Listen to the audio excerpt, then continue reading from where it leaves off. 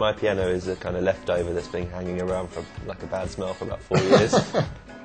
It's just a song that we have been working on for quite a while, for maybe the last 2 years or something, and it was just kind of getting to the point when it was ready to be released at the time when K7 asked us to put together DJ Kicks, and it's probably not one that might fit in with the next full album that we make, so we thought it was a good opportunity to use it. It's kind of like it's quite catchy, has a nice beat, so we thought it would be a kind of simple and easy thing to put out for K7. It kind of came about because for the last couple of years we've been really interested in this song My Old Piano, like a Diana Ross song from the Diana album, which is produced by Nile Rodgers, and he's one of my favourite producers. And this was a track that Owen initially introduced the rest of us to, and it's just a kind of great disco record that sounds fantastic and works very well rhythmically and melodically. It's beautiful, and so I think that was part of the inspiration for this song. Next on the mix is Short Road by Wax Stag. This is a song, yes. It's by a friend of Alexis's called Rob Bell. So I guess it's interesting because it's one of the pieces of music on the compilation that's by someone that we're kind of close friends with that isn't at all well known. Like, I'm sure no one would have heard of his music, and we wanted to put some music on by people like that we knew, that we felt like it deserved to have bigger exposure and for more people to hear it, I guess. So it kind of represents that, I think. I think Alexis is interested in it because it's melodically quite unusual. And the melody kind of moves all over the place and into places that you wouldn't really expect, and it's quite catchy, but in a very unusual way.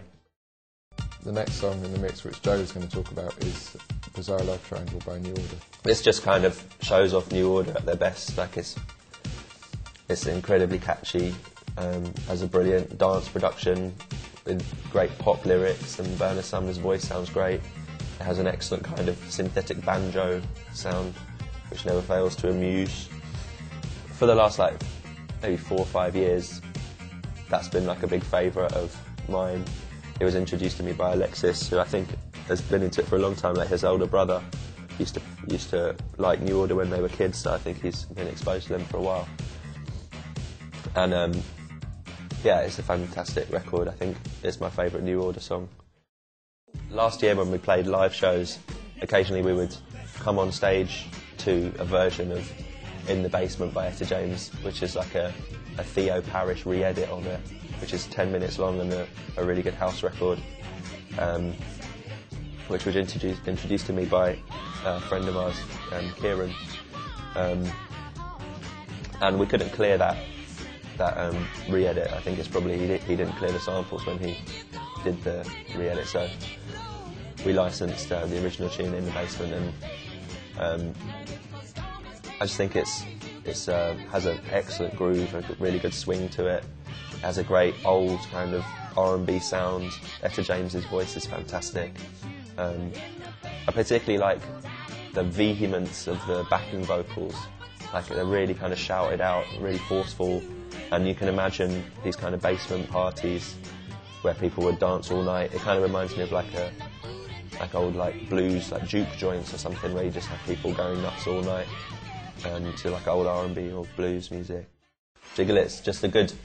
I particularly like the production on the record. I think it's a great beat by a new producer called Black Star. I think is working with Diplo now. Like, his record should be coming out on Diplo's label at some point. And he's a Baltimore club producer, so he makes this kind of B-more and a hip-hop, which is kind of a mixture of house and hip-hop, very kind of aggressive and very funky.